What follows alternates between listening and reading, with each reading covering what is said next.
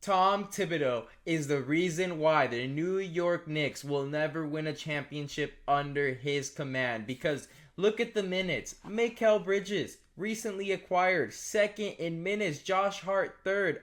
Anunoby, 12. Brunson, Karl Anthony Towns.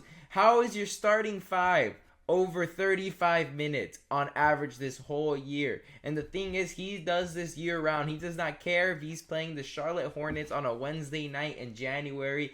These guys are going to be getting max minutes. He takes every game serious as if it's game 7 of the finals. And he's playing them, max minutes. Not using his bench, even though he's got great depth.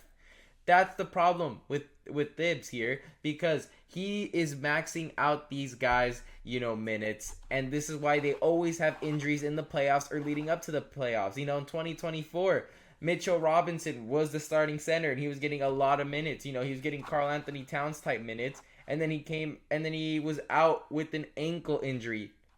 Karl Anthony Towns recently got hurt. It was a blowout at one point. It was 20 points. The Celtics were sure to win going into the fourth, and he ends up playing a max minutes again, pushes him to the limits. Keep in mind, he just got traded there and signed a 4-year $220, so he's getting $50 million every year for the next 4 years, and he gets hurt in February.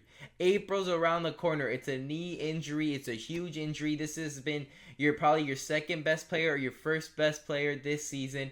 And Karl Anthony Towns has done great for the Knicks, but the thing is, Thibs here is absolutely pushing his team to the limits. At the moment, the New York Knicks, if you check the standings here, they are third. I would have thought, checking the roster out, that the Knicks and the Cavs would have been switched before the season started, before the DeAndre Hunter trade. And when the Knicks had acquired, Mikal Bridges and Karl Anthony Towns, I generally thought the Knicks would be the 1 seed. The Cavs would be the 3rd seed. I would have flipped them.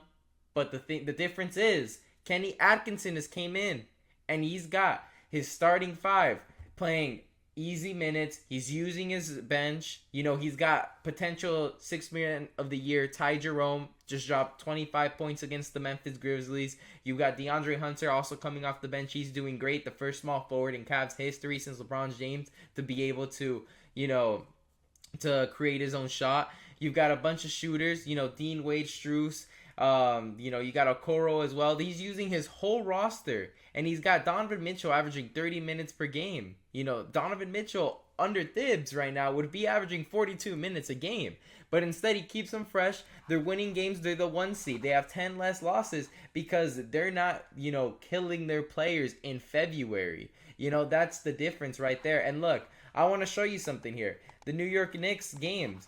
If you check right here, you played your guys max minutes against the Hawks. You did go to OT, I'll give you that. Then you come back from All-Star break, and you go to OT against the Bulls. And then look at the minutes here. The Bulls have a lot more players who played, and not as many. You only got one guy who went to 40 minutes. The Knicks, everybody almost. Jalen Brunson's 2 minutes away from going to 40 minutes. You got, this man, I know the ice bath felt good because he almost played 48 minutes. You got Mikal Bridges, 44 minutes. You got Karl Anthony Towns, 43 minutes. No wonder. And on a back-to-back, right? On a back-to-back, you've played your 5 guys basically 40 minutes, right? You played the Bulls. You took the Bulls as serious as the Cleveland Cavaliers, and that leads to you getting blown out by 40 points. By 40 points, basically, you lost because you're over here maxing out every guy in overtime, 40 minutes. You got your starting 5, and then you're going to go to play against Cleveland, the number 1 seed, who are fresh. They could play a back-to-back, but their guys played 30 minutes, And then you're going to go to Cleveland, and then you get blown out. And then not only that, then you're going to play Boston. So that's why you lost you lost to the Cavs, you lost to the Celtics. Every time you play a top-seeded team is because they know how to, restrict their minutes. And you'd be saying, oh, but the Knicks don't really have a bench. Look at this. Landry Shamet and Cam Payne have been on the floor together for 168 minutes this season. That's kind of bizarre. And they have the net rating of +9 in those minutes. So why not use your bench if it's so effective? If your bench is so effective, Why aren't you using? Why are you so, hard-headed? Why are you so stubborn to the point where you're willing to injure your franchise player and Karl Anthony Towns because you think you're down 20 going into the fourth against the reigning champs that you could come back? And you might be looking at the score saying, "Oh, it's like 13 points, 8 minutes." Playing against the reigning champs for one, and for second, this is a long season. You beat the Celtics, you lose to the Celtics, you're still the third seed. The Knicks are going to end up in the third seed, and they're closer to the fourth seed than the second seed, and they should settle with the third seed. Go and, prioritize staying healthy for the playoffs so you don't get bounced in the first round, and then you could, after the first round, if you get through, which you most likely would, even if it's the Pistons or whoever you end up playing, you end up playing Boston most likely in the second round, and then you want to be healthy for that to give them a run for their money and not, have these situations in the second round. It's been his problem his whole career for Thibodeau, and that's why he's not an NBA champion. That's why he didn't win with the Bulls. That's why he didn't win with the Timberwolves. That's why he's not doing it here with the Knicks either, because you're playing your guys at max minutes. Yeah, you're going to have regular season success when you're taking it. If you're treating every single game, you're treating games in November as Game 7 of the NBA Finals, playing Jalen Brunson 45 minutes. Of course, you're going to be more likely to win that game if you're playing the Cavs, right? And the Cavs only have Donovan Mitchell and Darius Garland playing 32 minutes.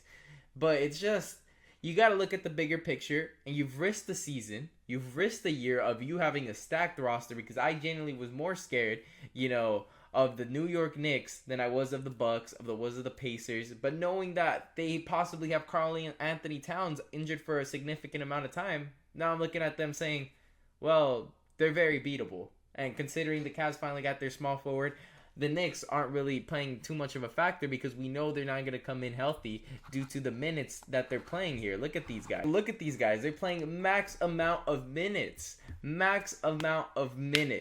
So if Thibs actually wants to take his team serious, because this is probably the best team he's had since the Chicago Bulls Derrick Rose era, you don't want to run him to the ground. You don't want to have Jalen Brunson have a Derrick Rose type career. You don't want to see Karl Anthony Towns, get absolutely burnt down, and you don't win a championship because you have all of these guys playing an insane amount of minutes. It's time for Thibs to, go back to the drawing board and start lessening the minutes of his starting lineup and trusting the bench. Because look, the bench, when they get an opportunity, they don't look too bad.